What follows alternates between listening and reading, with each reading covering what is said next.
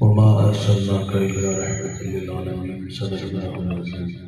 درود بھیجے گا الصلوۃ والسلام علیک یا رسول اللہ وعلی آلک و اصحابک یا سیدی یا حبیب اللہ. الصلوۃ والسلام علیک یا رحمة للعالمین وعلی آلک و اصحابک یا سیدی یا حبیب اللہ. حمد و ثنا کے بعد عزت و تکریم کے لائق اسٹیج کی زینت مقتدر علماء معزز محتشم حاضرین، السلام علیکم ورحمۃ اللہ. چند باتیں آپ کے گوش گزار کر کے گفتگو سمیٹ لوں گا. دعا ہے اللہ حق بیان کرنے کی توفیق عطا فرمائے. قابل عمل باتوں پر ہم سب کو عمل کر کے زندگی کی راہوں کو درست کرنے کی توفیق عطا فرمائے. اس کو سادہ ہی رہنے دیں اور مائک کی آواز زیادہ نہ ہو، اور شفقت فرمائیے گا کہ اس کو ایک جگہ پہ چھوڑ دیجیے گا. جزاک اللہ. ساگر صدیقی بارگاہ خیر الانام میں ہدیہ عقیدت پیش کرتا ہے.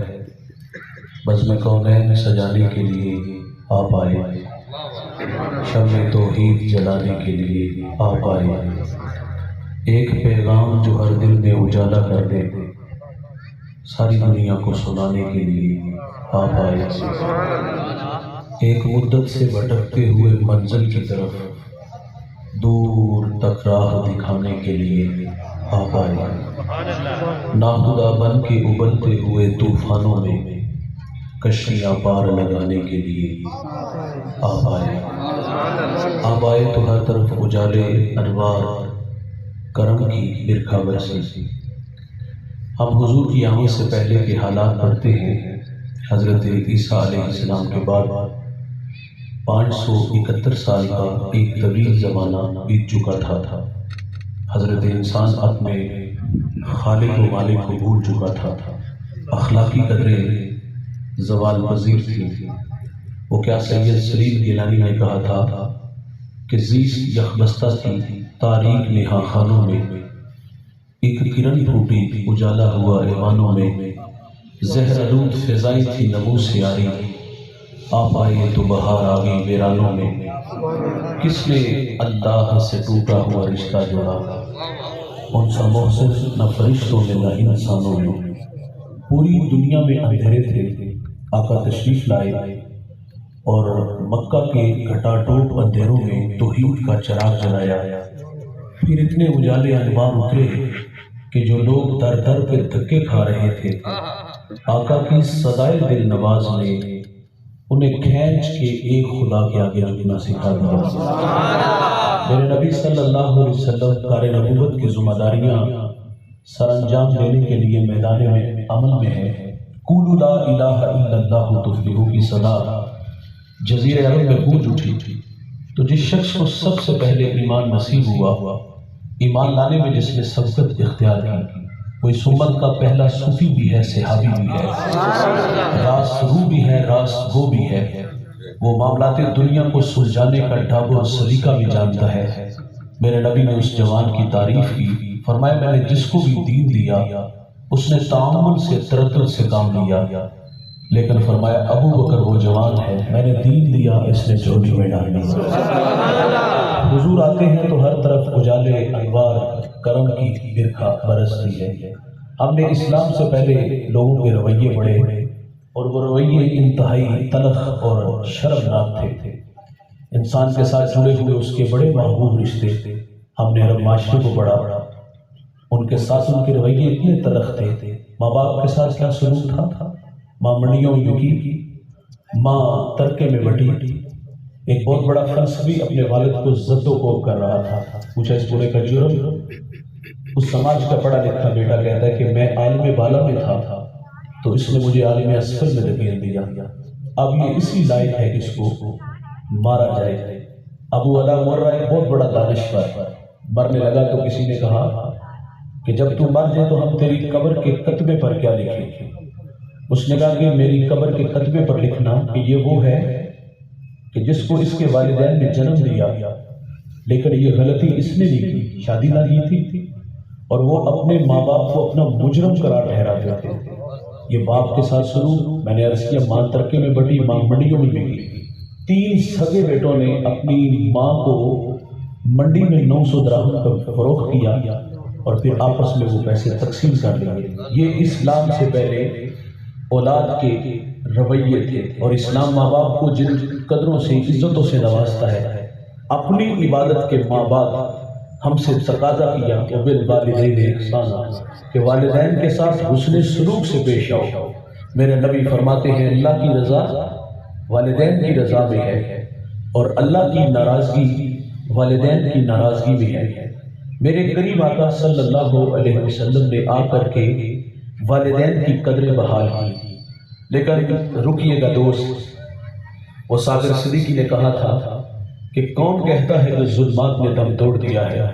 حضور نے تو اندھیروں سے نکالا، رشتوں کی قدریں سکھائی۔ تو آج ہمارے والدین کے ساتھ جو رویے ہیں وہ کتنے تلخ اور شرمناک ہیں۔ میں معذرت سے کہوں گا، میں ایک سفر میں تھا تو مجھے سرے راہ، یہ پرانی کہانی ہے، اس سے تقریباً 1.5 اشرا، تو مجھے سرے راہ ایک بوڑھا ملا، اس کی عمر تقریباً 80 برس تھی، دودھ کی طرح سفید داڑھی، ہاتھ میں عصا، سر پہ کپڑوں کی گٹھلی، چلچلاتی کڑکتی دھوپ، اس بوڑھے کا سارا بدن پسینے سے شرابور تھا۔ گزرتے میرے قدم رک گئے، میں نے محسوس کیا کہ یہ بوڑھا زخمی ہے، اور یہ زخم کسی پرائے نے نہیں، اپنے نے دیے۔ میں نے اپنے ساتھ بٹھا لیا، اور اپنوں کے زخم بڑے گہرے ہوتے ہیں دوست۔ میری الجھی باتیں تھی، میں نے ان سے پوچھ لیا کہاں کے ارادے ہیں؟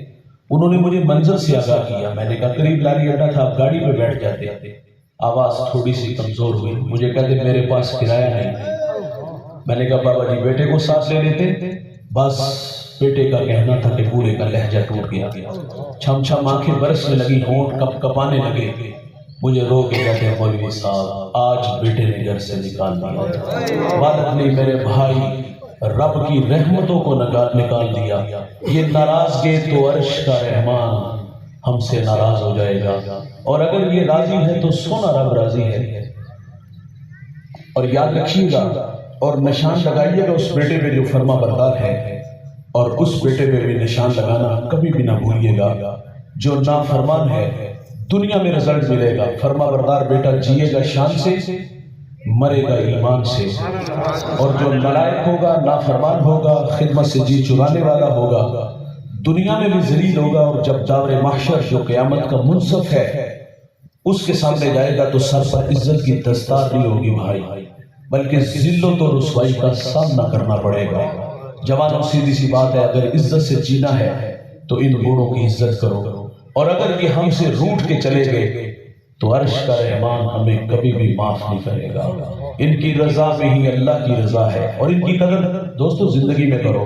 ہم لوگ لکیر پیٹتے ہیں، زندہ تھے تو قدر کی، کوئی دنیا سے چلے گئے تو آدھی مسجد پھلوں سے بھر دی، اور باقاعدہ تاکید کیا کہ مہنگے سے مہنگا پھل آئے۔ اور بھائی زندہ تھے تو شاپر چھپا کے لے جاتے تھے، آج چلے گئے تو آدھی مسجد بھر دی۔ زندگی میں بھی تو کھلاؤ نا۔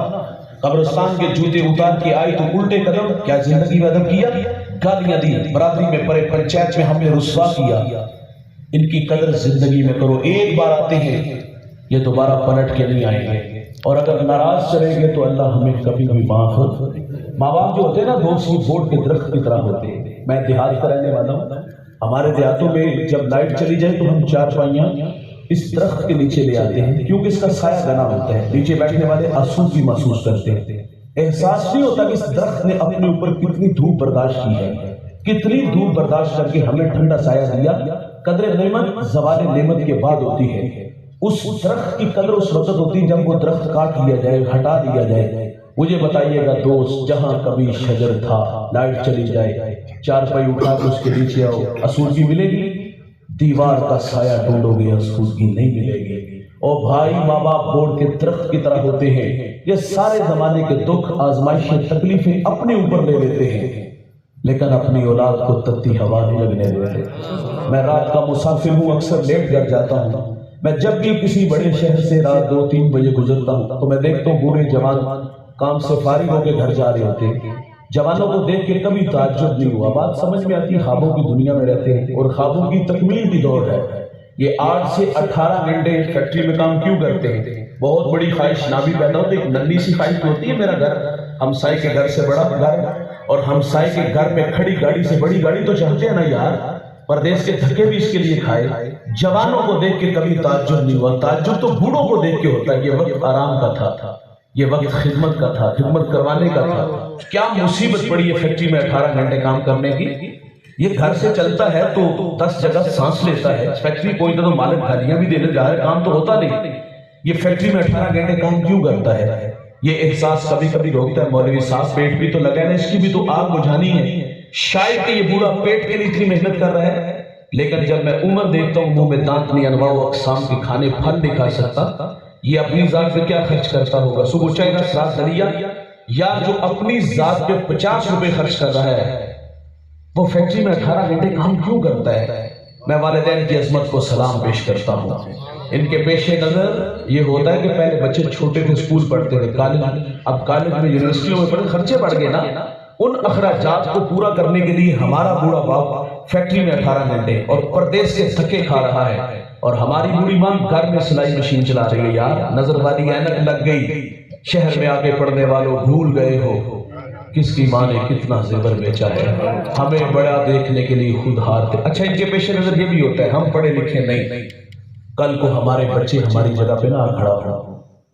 ہاں یہ ماں باپ کی خواہش ہوتی ہے نا, ہم فیکٹریوں میں دھکے کھاتے رہے, ہم جو نا مستری کے پیچھے دابڑے اٹھاتے رہے, یہ نہ ہماری جگہ پہ کھڑے ہوں. ماں باپ ہمیں بڑا دیکھنے کے لیے خود ہارتے رہے, لیکن صد افسوس یار ہم بڑے ہوئے, ماں باپ چھوٹے ہو گئے. ہاں یہ تو کوئی انگلش کا کوئی ٹیڑھا میڑھا لفظ بولے اولاد مذاق اڑاتی ہے, بڑی 4 کلاسیں پڑھ لینے گل کر رہی ہوئی. وہ رات جگے, وہ پردیس کے دھکے, وہ فیکٹریوں میں 18 گھنٹے ہمیں یاد نہ آیا, کہاں سے اٹھا کے یہ بوڑھا ہمیں کہاں لایا.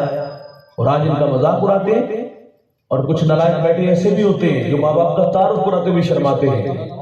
میرے دیہات کا ایک بوڑھا جوتے گانٹ گانٹ کر کے اس نے بچوں کو پڑھایا. دیکھو لاہور چلے کے لیے دیہات سے گڑ گنا سواد لے کے گیا, ملاقات کے لیے گئے, اتفاق سے اس دن اس کے دوست بھی آئے ہوئے تھے. تو یہ بوڑھا ملاقات کر کے دوسرے کمرے میں آ گیا. تو کسی دوست نے کہا یہ بوڑھا کون ہے, تو آہستہ آواز میں کہتے ہیں یہ دیہات میں ہمارا ملازم ہے. ماں باپ ہماری خدمت نوکروں کی طرح کرتی ہے, لیکن نکمی اولاد کو تو نوکر بھی سمجھنا چاہیے. اور کہاں سے اٹھا کے کہاں تک لائے, اور آج تعارف کراتے ہوئے شرماتے ہو. معذرت سے کہوں گا بھائی, آپ بہت بڑے علامہ صاحب ہو, مفتی صاحب ہو, پیر صاحب ہو, سیاستدان ہو, سرمایہ دار ہو. جب گھر آؤ تو یہ سارے سٹار اتار گیا. جب گھر آؤ تو 25 سالہ پرانا ببلو یا ماں جو ہمیں پیار سے پپو کہتے تھے وہ بن کے آیا کرو. ہم گھر میں بھی آتے تو بڑے بن کے آتے ہیں. امام اعظم کتنا قادر شخص ہے یار, شہر کا سب سے بڑا مفتی. ماں بیٹے سے کہتی بیٹا میں نے فلاں بوڑھے عالم سے مسئلہ پوچھنا ہے, سوال ہی تیار کرو.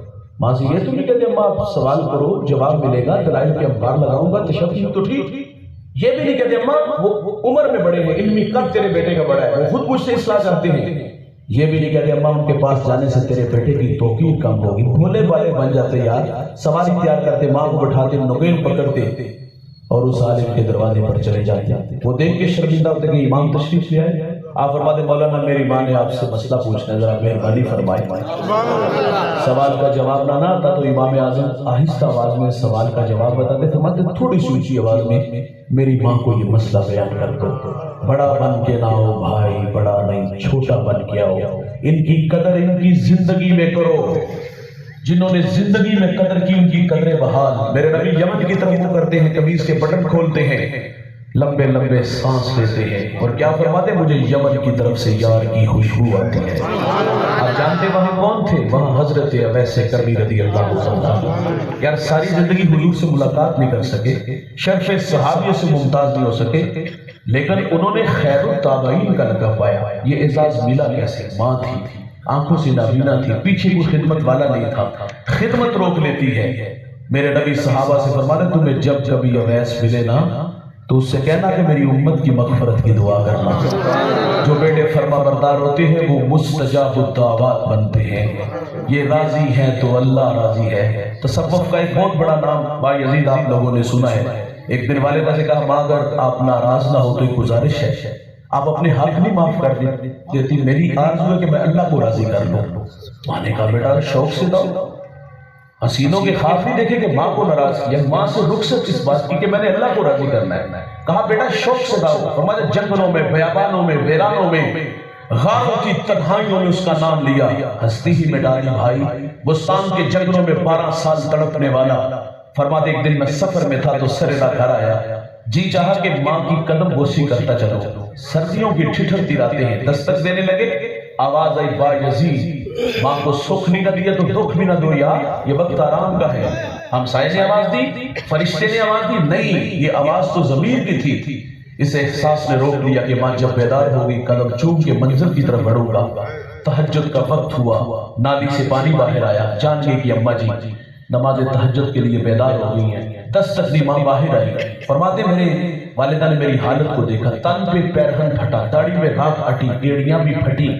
ماں نے مجھے دیکھا اور کلیجہ پسیج آیا اور یوں ہاتھ اٹھا لیے، اللہ میں نے با یزید کو تیری راہوں میں بھیجا تھا، ابھی تک قرب نہیں عطا کیا۔ با یزید کہتے ہیں واللہ یہ ماں کے میٹھے بول تھے کہ میری ایک تصوف کی منزل جو چندوں اور مراقبوں سے بھی حل نہیں ہو رہی تھی، ماں کے ہاتھ اٹھنے کی دیر تھی کہ میری رکی ہوئی منزل اسی وقت حل ہو گئی۔ آپ فرماتے اللہ میں تجھے جنگلوں سے ڈھونڈ رہا ہوں، تو میری ماں کے پاس آتا ہے۔ جس نے جو پایا جتنا پایا او میرے بھائی خدمت سے پایا، یہ راضی ہیں تو اللہ راضی۔ میرے نبی نے قدریں سکھائی ماں باپ کی، فرمایا جنت تمہاری ماں کے قدموں تلے، اور پھر عملہ رسول اللہ صلی اللہ علیہ وسلم کر کے بتاتے ہیں، مصلی امامت اور تحت نظر اصحاب۔ یہ دور مکی نہیں یہ مدنی ہے، یہاں آداب کی آیتیں اتر چکی ہیں، یہاں صحابہ کتاب اندر کتاب کھڑے ہیں۔ حضور نے جب مصلی پہ کھڑے ہو کے پیچھے تحت نظر ساتھ دیکھے تو حضور کی آنکھوں میں آنسو آ گئے۔ بھائی جان جس نے دکھوں کا دور دیکھا ہونا، مثال سے عرض کروں گا، خوشحالی ہے تو انسان آرزو ضرور کرتا ہے، کاش کہ میرے ماں باپ ہوتے تو میرے سر پر عزت کی دستار دیکھتے۔ میں اور آپ اپنا ذرا ماضی پلٹ کے دیکھ لیں، کل تک ہم کہاں کھڑے تھے؟ ایک وقت کا ہوتا تھا، ایک وقت کا ہوتے ہی نہیں تھا، اچار سے روٹی کھا لیتے تھے، گنڈے سے کھا لیتے تھے، گڑ سے کھا لیتے تھے۔ ہمیں تو یاد آتا ہے وہ لسی میں نمک مرچ اور اس میں روٹی بھگو کر کے کھا لیتے تھے۔ وہ کسی نے فقیر سے پوچھا تھا بابا جی سب سے مزیدار چیز کون سی ہوتی ہے؟ تو اس نے کہا کہ پتر پوکھوں دیے، وہ اجڑے ویران دسترخوان یاد نہیں آتے دوست؟ آج انواع اقسام کے کھانے پھل انسان ڈھونڈتا ہے، کاش میرے ماں باپ ہوتے تو یہ بہار بھی دیکھتے۔ یار کبھی زمانہ تھا، سنیے گا بھائی دھیان سے سنیے، کبھی زمانہ تھا یار وہ گلی محلے میں نہیں جانتا تھا، رشتے دار ہی نہیں پہچانتے تھے۔ معذرت سے کہوں گا غریب کا کوئی رشتے دار ہوتا بھی نہیں۔ غریب تو کسی کو کال کر لے تو نواب کا بیٹا کال نہیں ریسیو کرے گا، کہیں قرض نہ مانگ لے، قرض دے دیے تو واپس کیسے کرے گا؟ غریب خوددار ہوتے ہیں، ہاتھ پھیلانا توہین جستجو جانتے ہیں۔ وہ تو رشتوں کی قدروں کو جانتا تھا، یہ چچا کا، یہ تائی کا، یہ ماموں کا بیٹا ہے، لیکن وہ بھولا بالا تھا، کیا جانتا تھا جہاں دولت ڈیرے جماتی ہے وہاں رشتے، وہاں دوست، وہاں قدریں کھو جاتی ہیں۔ ہم نے اپنی زندگی میں بہت کم لوگ دیکھے جنہوں نے اپنے آغاز کو یاد رکھا، میں کہاں سے شروع ہوا اور آج کہاں آگے کھڑا ہوا۔ معذرت سے اکثر لوگ اوقات بھول جاتے ہیں، ان لوگوں کے لیے ایک جملہ ہے بھائی، اوپر جانے میں بڑا ٹائم لگتا ہے، اور جب آپ اوپر جائیں نا تو راستے میں کچھ لوگ ملیں گے، آپ کے دوست بھی ملیں گے، رشتے دار بھی ملیں گے۔ ہمارا کہنا جتنا مرضی اوپر جاؤ لیکن ان سے رابطے میں رہنا ہے، کبھی کبھی اوپر سے نیچے بھی آنا پڑتا ہے، جب نیچے آؤ گے تو نیچے یہی لوگ ملیں گے، اور اگر دولت کا نشہ ہوا اور رونق بڑے لہجے ہوں گے، رشتے اور قدریں بدلی ہوگی، اوپر جانے میں ٹائم لگتا ہے لیکن اوپر سے نیچے آنے میں زیادہ ٹائم نہیں لگتا۔ ہاں اگر ان سے بگاڑی ہوگی نا تو تنہا رہو گے، زندگی عذاب بن جائے گی۔ تو خیر کبھی زمانہ تھا یار یہ جانتے، آج کسی کا بھتیجا، آج کسی کا بھانجا، آج کسی کا بھائی، آج کسی کا دوست، آج کسی کا دور کا رشتہ، انسان ڈھونڈتا ہے یار کاش ماں باپ ہوتے تو میرے سر پر عزت کی دستار۔ ایک زمانہ تھا بھائی، کبھی پاس سائیکل نہیں ہوتا تھا، آج جہازوں کے سفر، آج دوڑتی گاڑیاں، فلک بوس عمارتیں، بنگلے، پلازے، انسان آرزو کرتا ہے کاش میرے ماں باپ ہوتے تو میرے سر پر یہ عزت کی دستار دیکھتے۔ میرے دوست نے گاڑی لی، میں نے مبارکباد دی، آنکھوں میں بہت سارے آنسو تھے، میں نے کہا خوشی کے ہیں یا ماضی کی تلخیاں؟ وہ کہتا ہے ایک زمانہ تھا کہ ماں بیمار ہو گئی اور میرے پاس اتنے پیسے نہیں تھے کہ میں ماں کو گاڑی پہ بٹھا کے ہاسپٹل لے جاتا تھا۔ وہ کہتا ہے میں نے ماں کو گدا گاڑی میں بٹھایا اور ماں راستے میں ہی زندگی کی بازی ہار گئی۔ وہ کہتا ہے سب کچھ ہے، سب کچھ ہے، ماں نہیں۔ مرنے والے یہ بات کیا جانے، جینے والوں پہ کیا گزرتی ہے، اپنوں کے بغیر دوست زندگی بڑی ادھوری ہوتی ہے۔ میں 1997 میں قبلہ ثاقب صاحب کے پاس آیا، میری والدہ نے انگلی حضرت کے ہاتھوں میں دی، کہا میری آرزو جن راہوں کے آپ راہی ہو۔ یہ بھی ممبر پہ بیٹھ کے اللہ رسول کی باتیں سنیں۔ 2 سال بعد دائی اجل کو لبیک کہہ گئے، ہم نے بھی جانا ہے، جانے والے یاد بڑا آتے تڑپاتے تو بڑا ہے۔ میں ان راہوں کا راہی رہا، میں آج پورے پاکستان میں جاتا ہوں، انسانی فطرت عرض کرنا ہے، کبھی کبھی آرزو تو مچلتی ہے، بھائی ماں ہوتی، پردے میں بیٹھ کے اللہ رسول کی باتیں سنتی، میرا قلب کس قدر بڑھتا۔ انسانی فطرت ہے بھائی، اور میرے نبی مصلے پہ کھڑے ہیں، ماں یاد آ گئی۔ ماں کب بچھڑی؟ جب میرے نبی کی عمر 6 سال ہے، ابا نامی ایک بستی آئی جہاں سیدہ آمنہ رضی اللہ تعالی عنہا آ کے رک جاتی ہیں، بخار نے آ گھیر لیا اور آپ جان گئے کہ یہ بخار میری جان لے لے گا۔ وقت رخصت ام ایمن کو کہا کہ میرے بیٹے محمد کو بحفاظت عبد المطلب تک پہنچا دینا۔ پھر حضور کو پاس بلایا، ادھر بچپنے کی معصومیت، پیشانی میں نبوت کا نور، اور ماں بیٹے میں خوب سی گئی۔ دو ایک باتیں ہوئی، پھر ہمیشہ کے لیے پہاڑوں میں سو گئی۔ آپ فرماتی بیٹا ہر نئی چیز نے پرانا ہو جانا ہے، ہر باقی نے فنا ہو جانا ہے۔ فرمایا بیٹا میں بھی جا رہی ہوں لیکن سنو میرا ذکر باقی رہے گا۔ فرمایا اس لیے کہ میں تیرے جیسا پاکیزہ اور ستھرا محمد چھوڑ کے جا رہی ہوں۔ سانسوں کی مالا ٹوٹ گئی، موتی فضا میں بکھرے، میرے نبی ماں سے لپٹ کے روئے، ننھے ننھے ہاتھوں سے کالے پتھروں کی قبر بنائی، اس پہ آنسوں کا چھڑکاؤ کیا۔ پھر جہاں تک ماں نظر آئی، میرے نبی پلٹ پلٹ کے ان کالے پتھروں والی قبر کو دیکھتے ہیں۔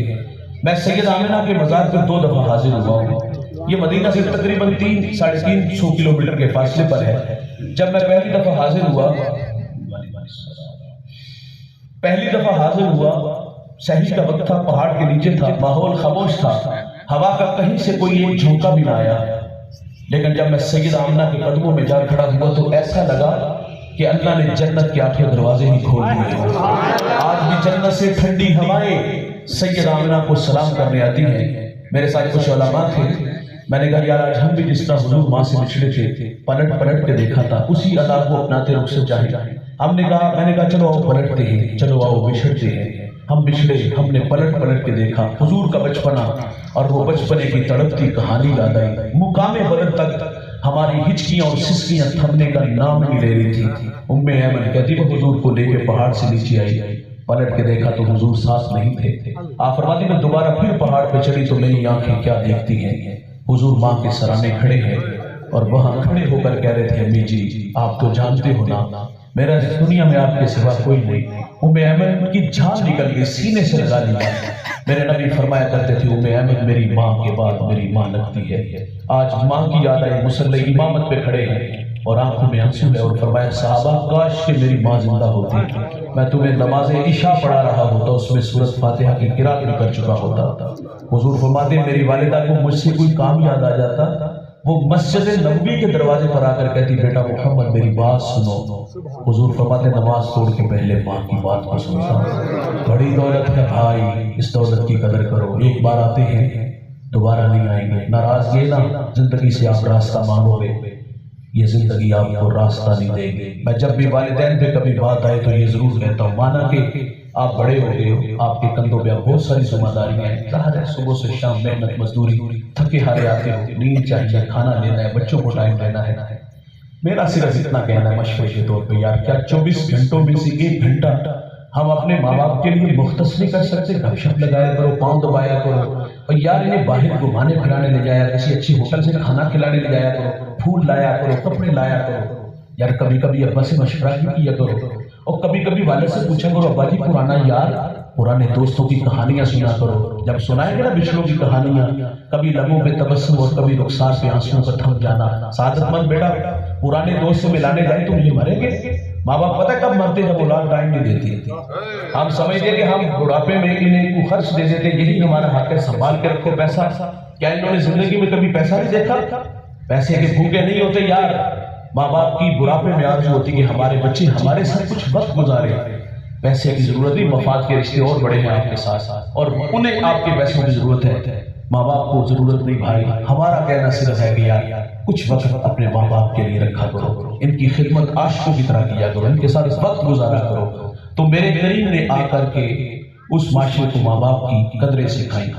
ہم نے ہر معاشرے کو بڑا بیٹی کے ساتھ کیا سلوک تھا؟ بیٹی منحوس تھی، بیٹی زندہ درگور ہونی تھی۔ سنن دارمی کا حوالے ایک صحابی ایمان لانے کے بعد حضور سے عرض کرتے حضور میں نے زمانے جاہلیت میں اپنی بیٹی کو پانی کے کنویں میں ڈبو کے مارا ہے، اور اس کی چیخیں آج بھی سنائی دیتی ہیں۔ بات سناتے ہوئے خود بھی آپ دیدہ ہوا، اور حضور کی آنکھوں میں بھی آنسو تھے۔ عرض کی حضور میں اپنی بیٹی کو جب کنویں میں دھکا دیا تو وہ غوطہ کھا کے اوپر آئی، اس نے میری طرف دیکھا اور مجھے دیکھ کے کہتی ہائے میرے ابا مجھے بچا لے.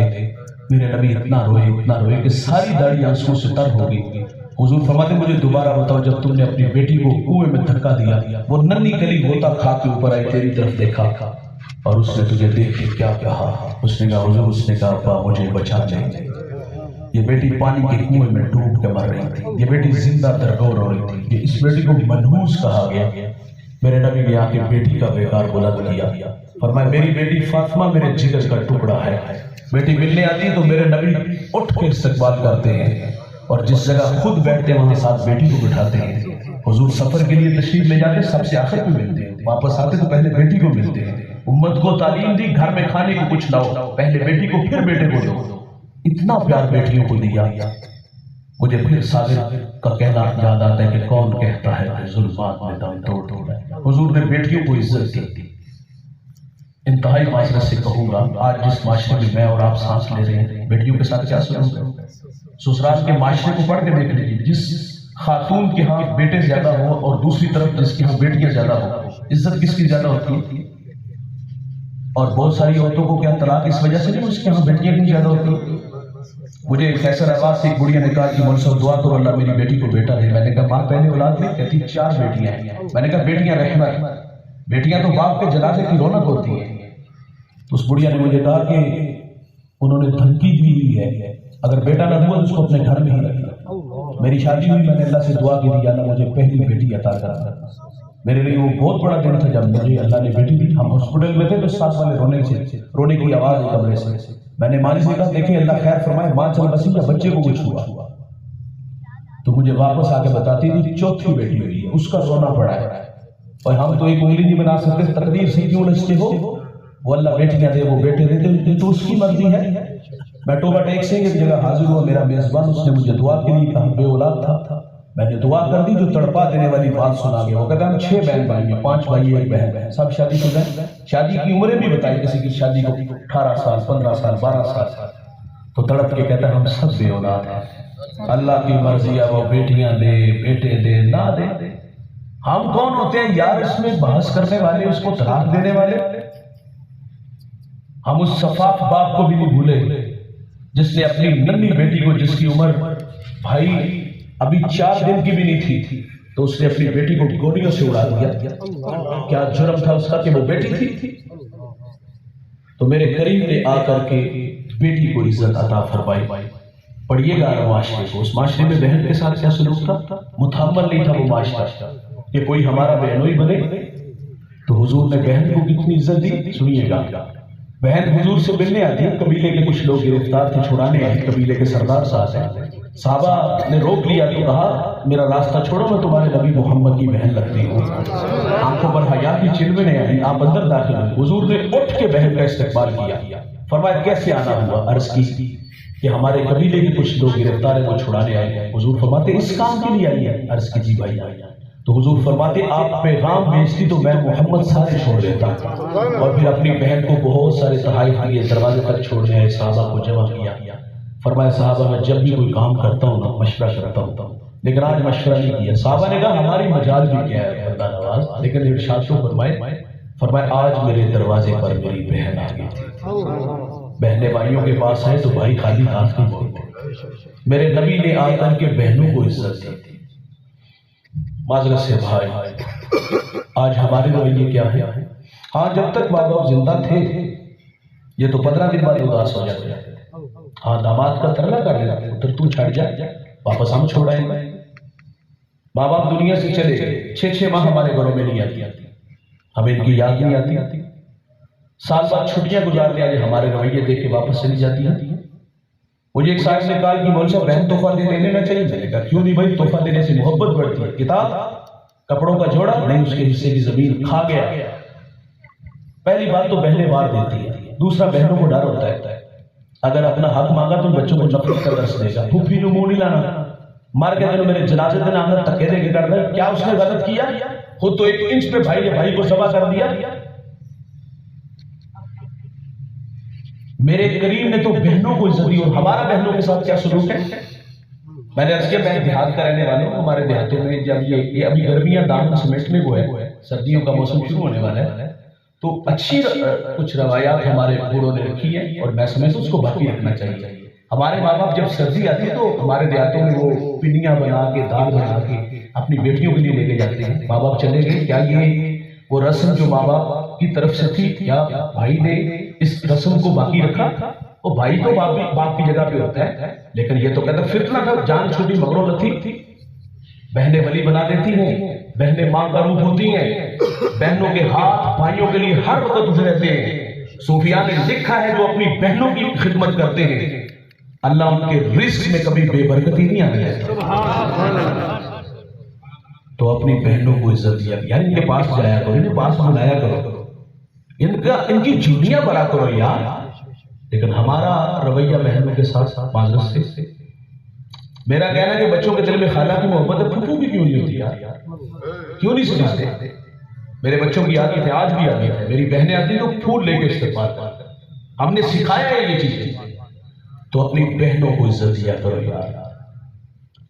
اور پڑھیے گا اس معاشرے کو, بیوی کے ساتھ کیا سلوک تھا, پاؤں کا جوتا خیال کیا جاتا تھا. یہ ہمارا ہمسایہ ملک ہندوستان اس کی تاریخ اٹھا کے دیکھ لو. کسی کا شوہر دنیا سے گیا ہے تو وفا کی کہانی مکمل کیسے ہوتی ہے؟ کہتے جس آگ میں یہ جانا اس کی آگ میں تم بھی چھلانگ لگاؤ. مرنے کو کس کا جی چاہتا ہے؟ اگر وہ ایسا نہیں کرتی, اس کو جذبات یہ شراب پلائی جاتی, اگر وہ ایسا نہیں کرتی تو کیا کرتے؟ اس کو بند کوٹھری میں ڈال دیتے, اس کی جھولی میں لنگڑیاں ڈال دیتے, اس کے سر کے بال اتار دیتے, وہ دوسری شادی بھی نہیں کر سکتی تھی. تو میرے قریب آقا صلی اللہ علیہ وسلم نے آ کے عورت کو عزت عطا فرمائی. سیدہ خدیجہ رضی اللہ تعالی عنہا نے فاطمہ الزہرا سے فرمایا, بیٹا جب ابو سے کہو وہی کے وقت جو چادر آپ کے کندھوں پہ ہوتی تھی وہ عطا کر دیں. سیدہ نے آ کے عرض کیا تو حضور فرماتے, بیٹا جاؤ امی سے پوچھو کہ وہ چادر کیا کر دیں. آپ گارے میں حضور بھی تشریف لے آئے. فرمایا خدیجہ خیریت؟ عرض کی حضور بطور برکت کفن کے لیے ساتھ لے جانا چاہتی ہوں. حضور فرماتے آپ چادر مانگ رہی ہو, اگر میں محمد کے جسم کی جلد مانگتی میں تمہیں وہ بھی دے دیتا. ان کی سہیلیوں کے گھر میں گوشت دیتے, کثرت سے ان کا تذکرہ کرتے تھے. اب عائشہ پانی نوش فرماتی, حضور فرماتے اس میں کچھ بچا لینا, بچا لیا. تو حضور فرماتے اب یہ بتاؤ کہ آپ نے کہاں ہونٹ رکھ کے پانی پیا؟ عرض کیا حضور یہاں تو میرے محمد وہی لب رکھ کے پانی پیتے. حضور عورت کو عزت دیتے. اور آج جس معاشرے میں گیا اور آپ سانس لیں عورت کے ساتھ سلوک دیکھ لیں. میں نے ایک ریسرچ پڑھی ہے, 60% بچیاں سسرالی بھائیوں کی وجہ سے جسکی ہیں. ہاں بہو سے چینی کا کپ ٹوٹ کے دکھائے تو جو گھر میں تماشا لگتا ہے آپ لوگ نہیں دیکھتے. ہمارے معاشرے میں 4 طرح کے لوگ پائے جاتے ہیں. نمائش والے بہت سارے ہیں, بیٹی والے بیٹے والے بھی, دوسرے ڈیمانڈ والے یہ بھی بہت سارے ہیں, اور تیسرے بہروپیے ہیں جو اچھا بننے کی اچھی کرتے ہیں.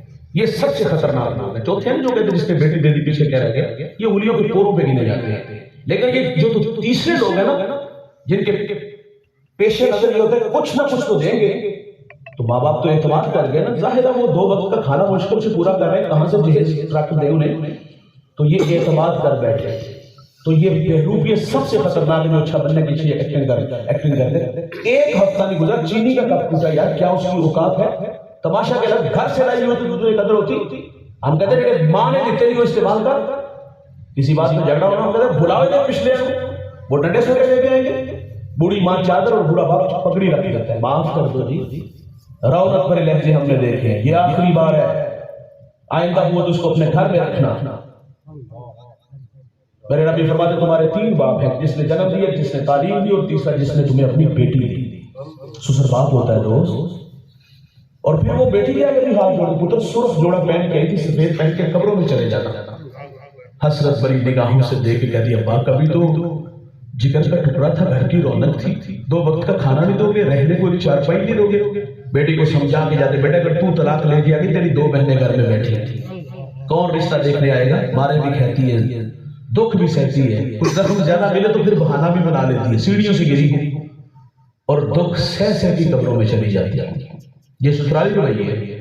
ایک گھر کا جھگڑا تھا, مجھے بھی بلایا, میں نے بات سنی, وہ اتنی بڑی بات نہیں تھی. وہ ہمارے دیہاتوں میں کہتے ہیں آٹا گھڑنی تھی ہلنی کیوں. میں نے صرف اتنا کہ ماں جی چلو جان دے بھی دیتی ہے نا, تو رونق بڑا لہجہ اس کو, اس نے پاؤں سے جوتا اتار کے اس کے بھائی کے منہ میں مارا اور آواز کیا تھی, جتی پوری آئی نائی تدا کے ساتھ چڑھ. یہ عورت کہہ رہی ہے, تو مرد بات کرتا تو بحث کرتا. یہ رویے ہم نے دیکھے ہیں بھائی. تو میرے کریم نے آ کر کے عورت کو عزت عطا فرمائی، میرے نبی نے آ کر کے غلاموں کو عزت عطا فرمائی، میرے کریم آقا صلی اللہ علیہ وسلم نے آ کر کے بیواؤں کو عزت عطا فرمائی. اس پہ بہت کچھ کہا جا سکتا ہے، تو میں نے بہت کچھ آپ کو سنا بھی دیا. اب بڑے تشریف لے آئے، پہلے سے بھی بڑے تشریف فرما تھے، اور یقیناً ان شخصیات کی موجودگی میں ناچیز کا کچھ حرض کرنا یہ میرے لیے اعزاز کی بات ہے، اور یہ اعزاز ہمیشہ ساتھ رہے گا. اور باقی بڑوں کی موجودگی میں کچھ کہنا یہ آزمائش میں جو ہوتا ہے، شاید کہ میں اس میں پورا نہ اتر سکوں. اللہ تعالیٰ سے دعا ہے جو کہا سنا اللہ ہم سب کو عمل کی توفیق.